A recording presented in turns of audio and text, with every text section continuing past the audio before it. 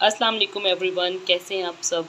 उम्मीद है कि बिल्कुल ठीक ठाक होंगे। अनमोल किचन से मैं हाजिर हूँ आज एक हर्बल टी के साथ। तो मैं हर्बल टी बनाऊँगी for your cough and cold and for your running nose and block nose. तो अगर ऐसे का आपको कोई मसला हो गया होगा तो ये वाली चाय जो है ये आप रात में बनाकर इस्तेमाल करें और सुबह तक इसका फ़ायदा जो है वो ख़ुद देख लें। बच्चों को ये मसला हो गया हो, बड़ों को ये मसला हो तो ये बहुत मौजूद चाय है। तो इसके लिए मैंने ले लिए हैं 2 कप दूध है मेरे पास। 2 कप दूध के इंग्रेडिएंट्स मैं बता रही हूँ आपको। तो अगर आप चाय जो है वो कम या ज़्यादा बना रहे हैं तो फिर आप अपने हिसाब से इसी की क्वांटिटी डबल या सिंगल कर सकते हैं। तो ये साथ में है मेरे पास सौंफ है 1 टीस्पून, सब्ज़ इलायची है मेरे पास 2 अदद, ये मेरे पास पत्ती है चाय वाली आम नॉर्मल पत्ती जो है, और ये है मेरे पास इतना सा एक टुकड़ा गुड़ का है, और ये है साथ में इसके दालचीनी का टुकड़ा है, और बड़ी इलायची है हाफ से भी कम। तो चले मैं इसको बनाना स्टार्ट करती हूँ। तो सबसे पहले मैंने यहाँ पैन में 1 कप भर के पानी का डाल लिया है। अब इस पानी के अंदर मैं अपने तमाम इंग्रेडिएंट शामिल करूँगी। चूल्हा मैंने ऑन कर दिया इसके नीचे।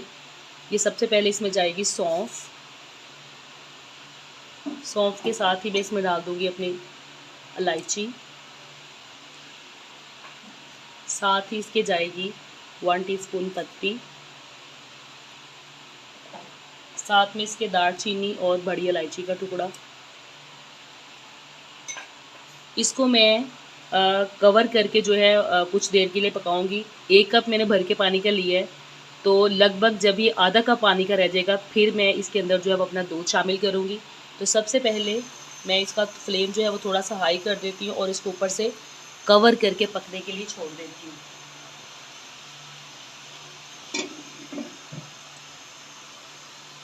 तो ये हमारा कावा जो है वो पक के तकरीबन जो 1 कप से हाफ कप रह गया है। तो इंग्रेडिएंट्स जो है ये भी अच्छे से पक चुके हैं। तो अब इसके अंदर मैं दूध शामिल कर दूँगी। बिस्मिल्लाहिर्रहमानिर्रहीम। ये 2 कप दूध इसके अंदर गया।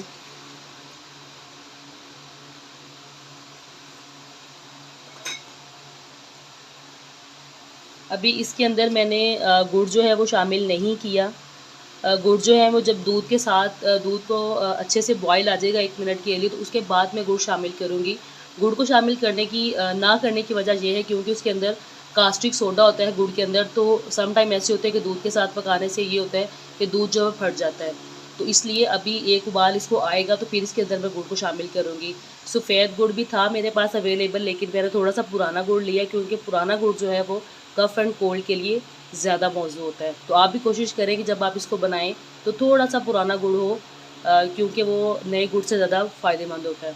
तो अभी 1 मिनट पकाने के बाद इसके अंदर मैं गुड़ शामिल करूँगी और फिर उसको मैं स्ट्रेन करके कप में डालूँगी। तो दूध जो है वो कावा के साथ पकना शुरू हो चुका है। यहाँ पे मैं इसके अंदर शामिल कर दूँगी गुड़ का टुकड़ा। तो इसको मैं जो है थोड़ा सा फेंट लूँगी, थोड़ा सा हिला लूँगी ताकि जो गुड़ है वो भी जो है मेल्ट हो जाए और चाय भी हमारी पक के अच्छे से तैयार हो जाए। तो इसको मैं थोड़ी देर के लिए हिलाऊंगी जब तक गुड़ मेल्ट हो जाता है और चाय भी अच्छे से पक जाती है। तो चाय बन के हो चुकी है तैयार। गुड़ इसके अंदर बड़े अच्छे से मेल्ट हो चुके हैं। अभी इसको मैं स्टेन करूँगी और कपों में डाल दूँगी और फिर इसको हम इंजॉय। तो मेरी हर्बल टी जो है वो बन के हो चुकी है बिल्कुल तैयार। आपको भी अगर ऐसा कोई मसला हो कफ कोल्ड के लिए, रनिंग नोज़ हो, ब्लॉक नोज़ हो, तो आप इसको बना के इस्तेमाल करें। बिलीव मी ये इतनी फ़ायदेमंद है, इसको मैंने खुद पर्सनली यूज़ किया हुआ है। तो आप इसको बनाएं, इस्तेमाल करें। तो मेरी वीडियो अच्छी लगे तो मेरे चैनल को लाइक करें, शेयर करें, सब्सक्राइब करें और बेल आइकन को ज़रूर प्रेस करें ताकि मेरी हर आने वाली वीडियो जल्द से जल्द आपको मिल सके। तो अपना बहुत सा ख्याल रखिएगा। अनमोल किचन से एक नई रेसिपी के साथ फिर से हाज़िर होंगी। तब तक के लिए अल्लाह हाफ़िज़।